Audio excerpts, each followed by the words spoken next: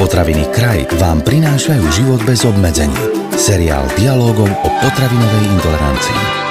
V dnešnom podcaste Život bez obmedzení sa budeme venovať téme koreniny, pretože ako sa hovorí, nie je umenie navariť. Umenie je jedlo správne dochutiť a na to potrebujeme už spomínané koreniny, ktoré podporujú zdravie a pôsobia preventívne a ktoré by sme mali často konzumovať. Zistíme v najbližších minútach s pomocou pána doktora Petra Minárika, odborníka na zdravý životný štýl.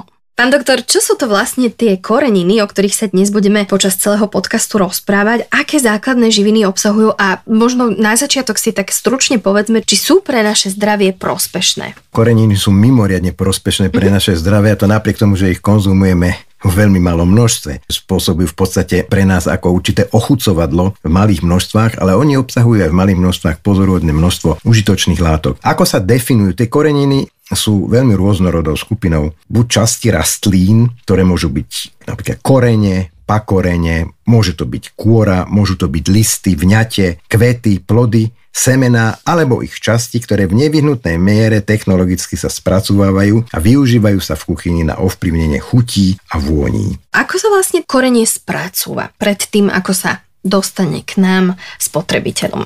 Záleží od jednotlivých druhov korenín. My si ešte preberieme vlastne korenie podľa toho, z ktorých častí rastlín sa vyrábajú, pripravujú. Každá tá plodina sa musí napäť pozberať, potom sa väčšinou musí usušiť, pretože koreniny sú takmer všetky konzumované v sušenom stave. Veľmi často sa ešte spracovajú tzv. Fermentáciou. Veľmi často sa nakladajú do nejakých nálevov alebo sa mrazia, balia. Niekedy sa aj ožarujú, aby sa zbavili nevhodnej mikrobiálnej flóry a v konečnom dôsledku sa balia a predávajú. Skorej by som sa ešte zastavil, že čo všetko v tých koreninách sa vyskytuje. Vyskytuje tam samozrejme chemické zlúčenie všelijakého druhu. Napríklad alkaloidy. Takým známym alkaloidom je kapsaicín, ktorý sa vyskytuje v štiplavej paprike. Môže to byť aj kofeín, to každý poznáme hlavne z kávy, ale môže to byť aj potom živice, horčiny, organické kyseliny a ďalšie látky. Podľa toho, aké spektrum tých jednotlivých chemických zlúčení tam je, tak to silne ovplyvňuje ich vôňu, ich arómu, ostrosť, palčivosť, ale aj zdravotný prínos. A už teraz by sme sa asi mali baviť o jednotlivých druhoch tých korenín. Už tu niekoľkokrát odznelo počas tohto rozhovoru také slovné spojenie rôznorodá potravinová skupina. Ako tie koreniny tak nejako základne vieme deliť? Podľa čoho? Tak už sme si to rozdelili podľa toho, z akých častí rastlín sa vyrábajú. Tak poďme teda pekne od zeme a budeme napred hovoriť o tých, ktoré sa vyrábajú z podzemných častí rastlín, čiže z koreňov alebo z tzv. Podzemkov. Sem patrí zázvor, kurkuma a náš obľúbený chren, o ktorom sa dobre plače. Väčšina ľudí, predpokladám, všetky tri už ochutnala a možno niektorí konzumujú aj pravidelne, že chutí ináč a ináč sa využíva. Zázvor sa vyrába z podzemku tejto rastliny. Zázvor sa volá Zingiber officinale Rosco a vieme, že zázvor teda už pripravený ku konzumácii má palčivú ostrú chuť a korenistú. Ináč pestuje sa zázvor v Číne, v Japonsku, menej v Afrike a v sušenom, drvenom alebo mletom stave sa predáva, používa sa k mäsu, ale aj existuje zázvorový čaj. Potom máme kurkumu. Kurkuma sa tiež vyrába z podzemku.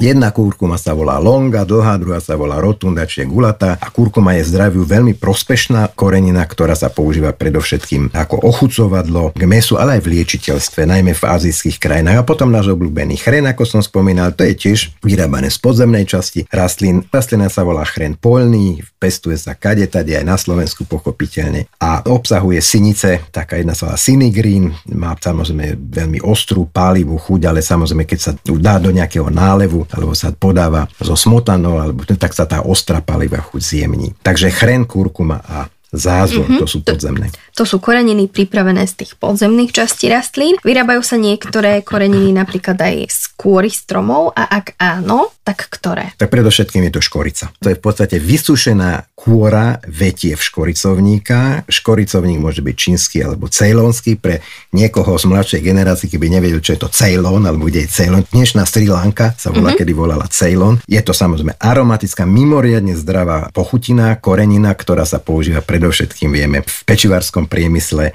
ale niektorí ju dávajú aj do kompótov, ale teda predovšetkým pri výrobe sladkého pečiva, zavárenín a tak ďalej. Čiže škorica je veľmi zdravá, veľmi bohatá na antioxidanty. Mnohé koreniny sú pripravené aj z listov alebo dokonca z celých rastlín. Môžeme si k tomu, pán doktor, uviesť aj nejaké konkrétne príklady? Konkrétne príklady uvediem. Triato bobkový list, majorán a tymián.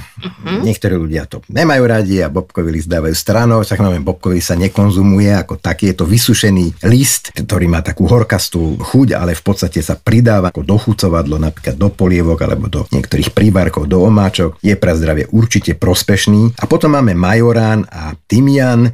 Majorán to je proste sušená korenistá látka s takou korenistou gafrovitou chuťou. Predáva sa väčšinou buď v mletom alebo takom drhnutom stave a pridáva sa k mäsitým pokrmom. Tymián to zase poznáme, to sú také tie ihličky, čiže sušené konce vetvičiek tymiána obyčajného a takisto sa suší. Máš takú štiplavejšiu chuť, ale v malom množstve. Je to veľmi dobré, podáva sa takisto alebo predáva sa v mletom stave alebo v takom drhnutom stave k všetkému možnému do polievok, do omáčok, mesu, do nakladanej zeleniny a tak ďalej. Čiže to sú v podstate koreniny pripravené z listov. A čo kvety? Dajú sa pripraviť nejaké koreniny aj z kvetov? Dajú sa pripraviť aj koreniny z kvetov. Z takých najbežnejších je to klinček, kapara a šafrán.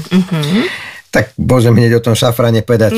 Vieme, že šafrán sa dostal do porekadla, že je tu niečo tak veľa ako šafránu, že je to veľmi vzácne korenie. Sú to v podstate ani nie celé kvety, ale sušené blizny kvetov šafránu pravého. Treba ho veľmi, veľmi veľa na prípravu 1 kilogramu suchého šafránového prášku. Treba až 100 000 kvetov, preto je drahý.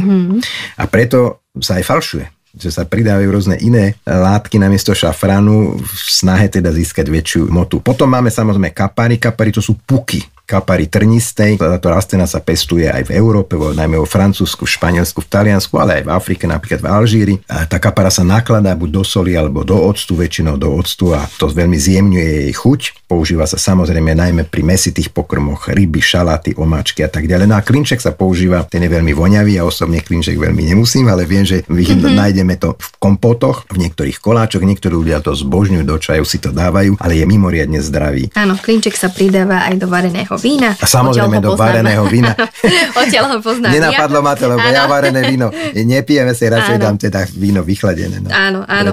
Pán doktor, a pýtam sa, či sa vyrábajú nejaké koreniny napríklad aj z plodov, ale tak je mi jasné, že áno, lebo väčšina druhov ovocia a zeleniny sú vlastne plody, tak povedzme si aj tu nejaké konkrétne príklady. Áno, ja ich len vymenujem, asi všetky nebudeme môcť ani skrátkosti, lebo je ich veľa. Je to napríklad anís, potom je to rastca, paprika a potom je to korenie. Čierne korenie, nové korenie, ale existuje aj zelené, červené, biele korenie. No a potom je to vanilka. Väčšinu z tých, čo som vymenoval, každý konzumuje z času na čas alebo aj pravidelne. No a samozrejme o každom sa dá všeličo hovoriť. Vieme napríklad, že paprika, sú rôzne druhy, je lahôdková, je polosladká, je ostrá a je veľmi ostrá, takzvaná chili paprika alebo kajenské korenie. A samozrejme takáto pomletá paprika má veľké využitie v skorej teda nie tej sladkej kuchyni, ale v tej slanej kuchyni a ja teda do všetkého červenú papriku a čierne korenie dávam. Keď už spomínam to čierne korenie, vyrába sa z plodov upraveného korenia čierneho, ktorého semena alebo klásky sa sušia, triedia. Buď teda je to už pomletý prášok, ale vieme, že dneska sa to väčšinou dá kúpiť s takými mlynčekmi, že si to v podstate nameliete. Obsahuje rôzne alkaloidy, silice. Jedna tá látka sa volá piperín, je to taká dosť ostrá. Ja osobne môžem teda to čierne korenie aj požuť a zjesť, mne to vôbec nevadí, ale niekto to dáva stranou a je to naozaj len potom na vychutenie polievky alebo nejakej omáčky. No a nové korenie sa vyrába z inej rastlinky, ktorá sa volá Pimenta officinalis. V podstate je to veľmi podobné čiernemu koreniu. Čiže korenie je veľmi zdravé. Spomenul som ešte vanilku.